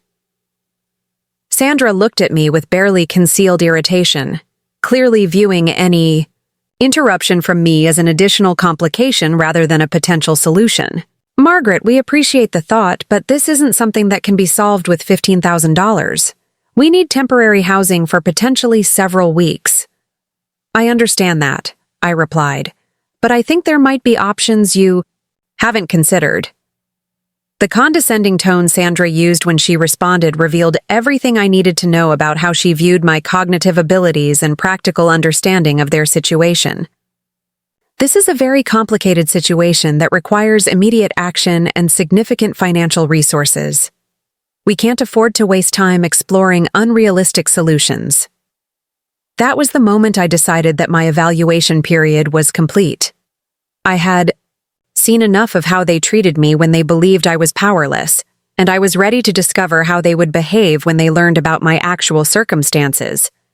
"Sandra," I said, my voice carrying an authority that I hadn't used in years. "I own your building. I bought it last week while I was in Chicago. And I think we need to have a very different conversation about how this family treats each other." The silence that followed my announcement was absolute and profound. Sandra's face went through a series of expressions that would have been comical if the situation hadn't been so serious. Confusion, disbelief, calculation, and finally a dawning understanding of what my words actually meant. David looked like he had been physically struck, his mouth opening and closing without any sound emerging. The children, who had been absorbed in their own activities, suddenly became very interested in the adult conversation taking place around them. "What do you mean you own our building?" Sandra finally managed to ask, her voice barely above a whisper. "I mean exactly what I said. I purchased Maplewood Properties LLC and all of its holdings, including this building, as part of my inheritance settlement. I am now your landlord, and I think it's time we discussed some changes to our living arrangements." The transformation, in Sandra's expression from confusion to understanding to calculating opportunism, took less than 30 seconds, but it revealed everything I needed to know about who she truly was beneath the carefully constructed facade of the struggling daughter-in-law. Her first question wasn't about how I had acquired such substantial resources, or whether I was emotionally prepared to handle such a significant business responsibility, or even whether the building purchase would create complicated family dynamics that might be difficult to navigate. "Does this mean we don't have to pay rent anymore?" she asked, her voice bright with the possibility of financial relief that would benefit her family directly. In her mind, my ownership of their building immediately translated into personal advantages that she could claim by virtue of our family relationship. David's reaction was more complex, but equally revealing. I could see him processing the implications of my announcement through multiple filters simultaneously. Relief that their housing crisis might be solved without financial burden to his family. Confusion about how his mother, who had been living in their basement for 2 years, had suddenly acquired the resources to purchase commercial real estate. Embarrassment about how they had been treating someone who possessed significant financial power. And underneath it all, anger that I had deceived them about my circumstances while accepting their charity and enduring their resentment. "How is this possible?" he demanded, his voice carrying an edge of accusation that suggested he felt personally betrayed by my deception. "You've been living in our laundry room for 2 years, letting us support you, acting like you had no money and no options. Were you lying to us this entire time?" The question struck at the heart of the moral complexity that Eleanor had embedded in her final test. Had I been dishonest with my family by not revealing my inheritance immediately? Or had I been conducting a legitimate evaluation of their character by observing how they treated me when they believed I was powerless? "I received the inheritance 3 weeks ago," I explained, maintaining the calm tone that I had learned to use during high-stakes business negotiations decades earlier. "Eleanor Castellano, my former business partner, left me a substantial estate. That includes commercial properties, apartment buildings, and investment portfolios worth approximately $12 million. The number hit them like a physical blow. Sandra actually stumbled backward, gripping the kitchen counter for support as she processed the magnitude of what I had just revealed. David sank into a chair, his face pale with shock and something that looked suspiciously like calculation as he began to understand what my wealth might mean for his family's future. $12 million, Sandra repeated slowly, as if testing the words to see if they were real. "You've been a millionaire for 3 weeks, and you've been living in our basement, letting us worry about your finances, accepting our help with groceries and utilities." Her tone suggested that my acceptance of their assistance while possessing substantial resources was somehow fraudulent, as if I had been stealing from them by allowing them to provide basic necessities. The irony of her indignation wasn't lost on me. For 2 years, she had made me feel guilty for needing their help, and now she was making me feel guilty for not needing it. "I wanted to understand how you really felt about me," I said, addressing both of them directly. Eleanor's will included specific instructions that I should observe my family's behavior before revealing my changed circumstances. She wanted me to see how you treated me when you thought I had nothing to offer, and how you would treat me once you knew I had resources. Emma and Tyler had gradually moved closer to the kitchen, drawn by the tension and raised voices that indicated something significant was happening in the adult world that usually excluded them. Their presence added another layer of complexity to the conversation, as Sandra and David now had to manage their reactions with the awareness that their children were witnessing this family crisis unfold. "That's manipulative and cruel," Sandra said, her voice rising with indignation. "You put us through months of stress and financial pressure, making us feel responsible for supporting you, when you could have been taking care of yourself all along." The accusation of manipulation was particularly rich, coming from someone who had spent 2 years manipulating me into feeling grateful for substandard living conditions and basic human necessities.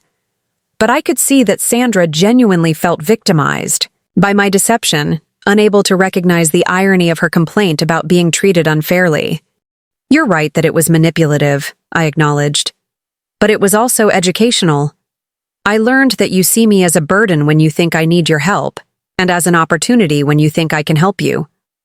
Your first question when I told you I owned your building wasn't about my welfare or our relationship. It was about whether you could stop paying rent." David tried to interrupt, but I continued speaking with the authority that came from finally being able to tell the truth about our family dynamics without fear of losing my housing or my access to my grandchildren. "For 2 years, I've been living in conditions that violate basic human dignity, and I've been grateful for the privilege because I believed I had no other options. You've made me feel like my presence in your home was a generous gift that I should appreciate rather than a family obligation that should be handled with love and respect." The kitchen fell silent, except for the sound of the refrigerator humming and the distant noise of evening traffic outside. Emma and Tyler stood frozen in the doorway, old enough to understand that something fundamental was changing in their family structure, but too young to fully grasp the implications of what they were witnessing. Sandra was the first to break the silence, her voice carefully controlled as she attempted to regain some moral high ground in the conversation. "We did our best to help you in a difficult situation. We opened our home to you when you had nowhere else to go. Maybe the arrangements weren't perfect, but we were dealing with our own financial pressures and space limitations." "Your best," I repeated, allowing the phrase to hang in the air while I considered how to respond. "Your best was a laundry room with concrete floors and a mattress next to the washing machine. Your best was making me feel like an inconvenience every time I used the kitchen or the bathroom during your family's normal routines." David finally found his voice, though it came out defensive and angry. "What did you expect us to do? We couldn't afford to move to a bigger house just to accommodate you. We were already stretching our budget to help with your expenses." "I expected you to treat me like family instead of like a problematic tenant," I replied. "I expected you to include me in decisions that affected my living situation instead of making unilateral choices about where I should sleep and when I could use common areas. I expected you to see me as your mother and grandmother rather than as a financial burden that needed to be managed." The conversation continued for over an hour, with Sandra and David alternating between defensive justifications of their behavior and tentative attempts to repair the damage to our relationships. They seemed to understand that my revelation had fundamentally altered the family power dynamics, but they were struggling to adapt to the new reality where I had resources and options that didn't depend on their charity. Eventually, the immediate crisis of their housing situation forced us to move beyond emotional recriminations and focus on practical decisions. The building repairs would still need to be completed, and the tenants would still need temporary accommodation while the work was being done. "As your new landlord," I said, emphasizing the changed nature of our relationship, "I'm prepared to provide temporary housing for all affected tenants at my expense. There's the extended stay hotel about 10 minutes from here that can accommodate families for as long as necessary." The offer was generous beyond what any landlord would typically provide, but it was also a demonstration of power that established new boundaries in our relationship. I was no longer asking for their help or accepting their charity.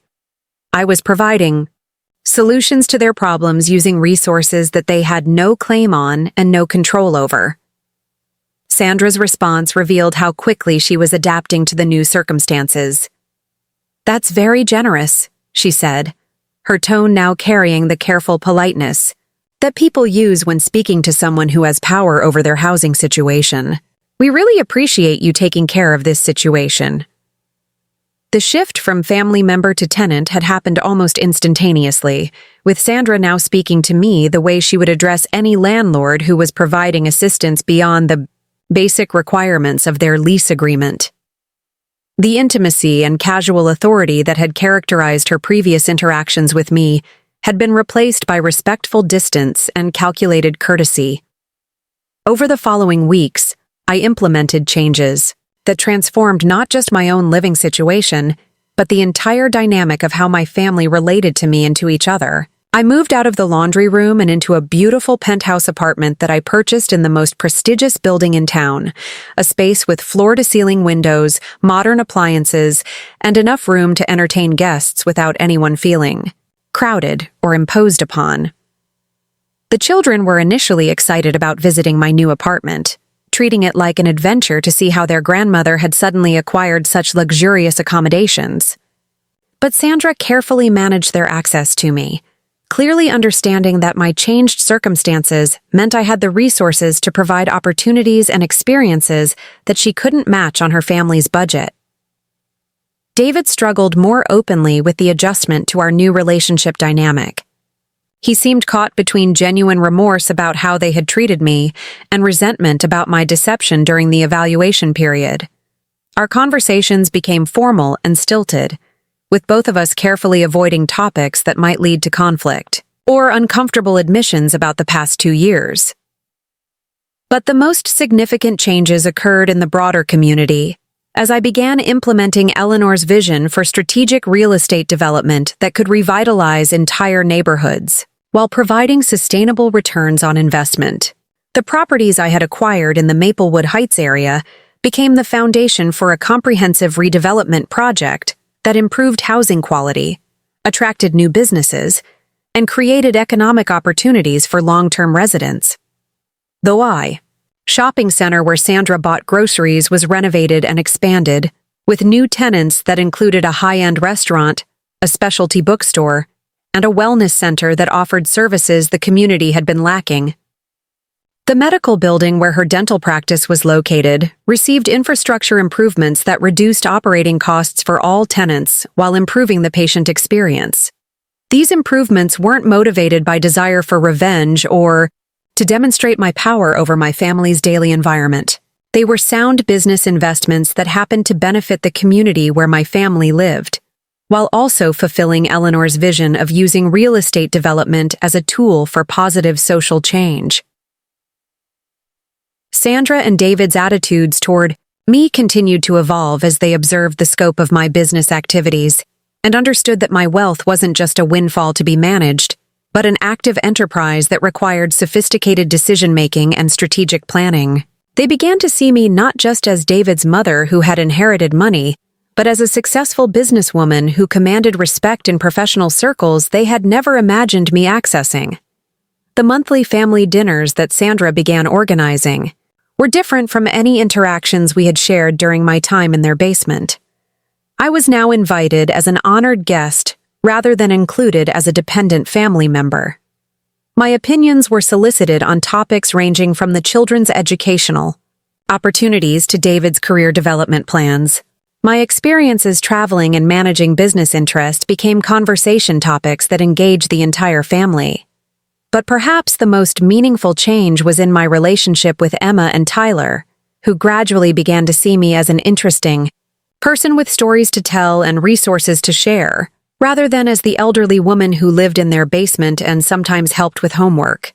I was able to provide educational opportunities, travel experiences, and exposure to cultural activities that enriched their lives while strengthening our bonds as grandmother and grandchildren. Eleanor's final test had accomplished exactly what she intended. It had shown me clearly how my family treated me when they believed I was powerless, and how they adjusted their behavior when they discovered I had resources and influence. More importantly, it had given me the information I needed to make informed decisions about what kinds of relationships I wanted to maintain and what boundaries I needed to establish to protect my dignity and well-being. The woman who had once commanded respect in boardrooms and negotiated million-dollar deals had been dormant for too long, but she hadn't disappeared entirely. Eleanor's inheritance had given me more than just financial resources. It had given me back the power to control my own life and make decisions based on my own priorities rather than other people's charity. I still love my family, but I love them now from a position of strength rather than dependence. I provide support and assistance when I choose to, based on genuine affection and desire to help, rather than accepting whatever care they're willing to offer in exchange for gratitude and compliance. The laundry room in David's basement has been converted into a proper storage area, no longer housing anyone who deserves better treatment than a washing machine receives. And sometimes, when I visit my family in their well-maintained building that I now own, I look at that space and remember the woman who once slept there, grateful for scraps of kindness and afraid to ask for anything better. That woman taught me valuable lessons about resilience and humility and the importance of appreciating whatever help is offered during difficult times. But she also showed me the dangers of accepting too little for too long, of allowing other people to define my worth based on what they think I can contribute rather than who I am as a human being. Eleanor's greatest gift wasn't the money or the properties or the business opportunities. It was the chance to reclaim my identity as someone who matters, someone whose needs and preferences deserve consideration, someone who has the right to live with dignity regardless of her age or financial circumstances. The test is complete, and the results have transformed everything. Not just my living situation or my bank account, but my understanding of what I'm willing to accept from the people who claim to love me. Because love without respect isn't really love at all. It's just another form of charity. And I've learned that charity always comes with conditions that diminish the recipient's humanity. I am Margaret Chen, and I refuse to live in anyone's laundry room ever again. The envelope arrived on my desk, at Chen Properties headquarters on a crisp October morning, hand-delivered by a courier who had traveled from the offices of the Chicago Tribune. Inside was a letter from their editorial board, along with a photograph that would appear on the front page of their Sunday business section the following week. The image showed me standing in front of the Maplewood Heights Community Center, a converted warehouse that had become the cornerstone of my neighborhood revitalization project, surrounded by children who participated in our after-school programs and elderly residents who used our senior services facility. The headline read, "From Basement to Boardroom, How Margaret Chen Built a Real Estate Empire While Transforming Communities." The article detailed the growth of Chen Properties from a single building purchase to a portfolio worth over $60 million. But more importantly, it explored our innovative approach to development that prioritized community benefit alongside financial returns. What the journalist had found particularly compelling was the origin story she had uncovered through her research, how I had purchased my first property while technically homeless, living in my son's basement laundry room, using an inheritance that my family knew nothing about. She had interviewed community leaders, business partners, and even some of my tenants to understand how someone had managed to completely transform not just their own circumstances, but an entire neighborhood, starting from a position of apparent powerlessness. The reporter had attempted to contact David and Sandra for their perspective on my transformation, but they had declined to be interviewed. Their reluctance to discuss our family history publicly was understandable, though it left certain gaps in the narrative that the journalist had filled with speculation about family dynamics and the complexities of caring for aging relatives. Reading. The article brought back memories of those basement days that felt simultaneously distant and immediate. 3 years had passed since I revealed my inheritance to my family. But the lessons I learned during those months of testing and observation continued to influence every decision I made about business relationships, family dynamics, and the balance between generosity and self-respect. Chen Properties now employed 43 people full-time, including property managers, construction supervisors, administrative staff, and community outreach coordinators who specialized in tenant relations and neighborhood engagement. Our offices occupied an entire floor of a restored downtown building that had once housed a failed department store, transformed into modern workspace that reflected our commitment to sustainable development and historical preservation. The business model we had developed was more complex than traditional real estate investment, incorporating elements of social enterprise and community development that made our projects more expensive in the short term but more profitable over time. By investing heavily in property improvements, tenant services, and neighborhood infrastructure, we created stable communities where people wanted to live and work, which translated into higher occupancy rates, longer lease terms, and consistent appreciation in property values. More importantly, our approach had attracted investors and partners who shared our vision of responsible development. The Chen Properties portfolio now included collaboration with city government, nonprofit organizations, and other private developers who recognized that community-focused real estate investment could generate both social impact and financial returns. The Maplewood Heights transformation had become a case study in urban planning circles, demonstrating how strategic private investment could revitalize declining neighborhoods without displacing existing residents or destroying the character that made communities unique. Property values had increased steadily but not dramatically. Business occupancy rates had reached nearly 100%, and the demographic data showed that long-term residents were staying while new residents were attracted to the improved amenities and services. My relationship with David and Sandra had evolved into something more complex than either family obligation or business partnership, but healthier than the dependent dynamic that had characterized our interactions during my basement years. They continued to live in the building I owned, but they paid market-rate rent for an apartment that had been significantly improved through renovations that I had funded as part of the broader neighborhood development project. The children now, 17 and 14, had grown up understanding that their grandmother was someone who controlled significant resources and made important decisions that affected many people's lives. This knowledge had shaped their interactions with me in ways that were mostly positive, though I was careful to maintain boundaries that prevented them from developing entitled attitudes toward my wealth. Emma had expressed interest in studying business and urban planning in college, inspired by observing my work in community development. She had spent the previous summer working as an intern in our offices, learning about property management and tenant relations while earning money that she used to pay for her own expenses rather than depending entirely on her parents' support.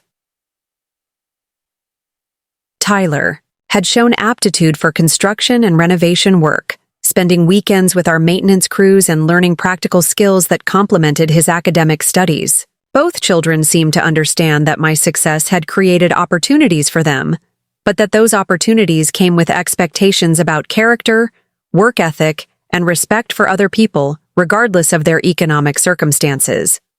David's career had benefited indirectly from my success, as his association with Chen Properties had opened doors to better positions in logistics and supply chain management. He now worked for a company that handled procurement and distribution for several of our development projects, a relationship that had emerged naturally from his existing skills and our business needs. But perhaps more importantly, David had gradually developed a more mature understanding of the mistakes his family had made during my years of dependency. Our conversations about that period remained difficult and infrequent, but when we did discuss it, he was able to acknowledge that they had treated me badly and that their behavior had reflected poorly on their character and values. Sandra's evolution had been more dramatic and more complicated.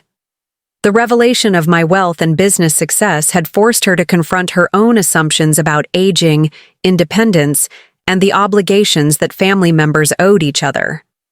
She had enrolled in business courses at the local community college and had eventually started her own dental practice, using a small business loan that I had co-signed, but that she was repaying independently. Her new practice specialized in serving elderly patients and people with disabilities, populations that were often underserved by traditional dental offices. The choice seemed motivated partly by genuine commitment to addressing healthcare inequities, but also by desire to demonstrate that she had learned important lessons about treating vulnerable people with dignity and respect. Sandra and I had developed a professional relationship that complemented our family connection, as her practice occupied space in one of the medical buildings that Chen Properties had renovated and managed. But our personal interactions remained somewhat formal and careful, as if both of us were conscious that our family dynamics had been permanently altered by the events of 3 years earlier. The most unexpected development had been the emergence of Eleanor's broader legacy through my work. The law firm that had handled her estate had contacted me several times about other protégés and business partners who had been included in her will, creating a network of women entrepreneurs who were using their inheritances to pursue innovative approaches to business and social impact. We had formed an informal association that met quarterly to share resources, collaborate on projects, and support each other's professional development. The group included a technology entrepreneur who was developing affordable housing solutions, a healthcare executive who was creating community clinics in underserved areas, and a financial advisor who specialized in helping women achieve economic independence later in life. Through these connections, I had learned more about Eleanor's final years and her regrets about the relationships she had sacrificed in pursuit of business success. She had apparently spent considerable time and resources tracking down former colleagues and employees who she felt deserved recognition or support, using her will as a way to repair some of the damage that her single-minded focus on achievement had caused in her personal relationships. The private investigators' reports that had informed Eleanor's knowledge of my circumstances had been more detailed than I initially realized. She had known not just about my financial struggles and living situation, but about the emotional toll that dependency had taken on my self-respect and my relationships with my family. Her inheritance had been designed not just to provide financial resources, but to give me the tools to reclaim my dignity and rebuild my life on terms that I controlled. Eleanor's final letter to me, which Patricia Morrison had delivered after the inheritance was fully processed, had included an apology for the way our partnership had ended and an acknowledgement that I had been right to prioritize family relationships over business success. But it had also included a challenge to use my second chance to demonstrate that love and financial independence didn't have to be mutually exclusive choices. "You proved that you could sacrifice your ambition for your family," she had written. "Now prove that you can use your resources to build relationships based on mutual respect rather than dependence or obligation. Show them that a woman can be both successful and loving, both powerful and generous." The challenge had shaped every decision I made about how to use my wealth and influence. Rather than cutting ties with my family or using my financial power to control their behavior, I had worked to create relationships where we could interact as equals who chose to care about each other rather than as people bound together by duty or need. The community center that served as the backdrop for the Tribune photograph had become the symbol of this approach. It provided services that genuinely improved people's lives while demonstrating that profitable business ventures could also generate social benefits. The facility offered childcare, senior services, job training programs, and community meeting spaces that brought together residents from different backgrounds and age groups. But it also served as a reminder of what I had learned during those basement months about the importance of dignity, respect, and the right to occupy space in the world without apologizing for your needs or minimizing your value.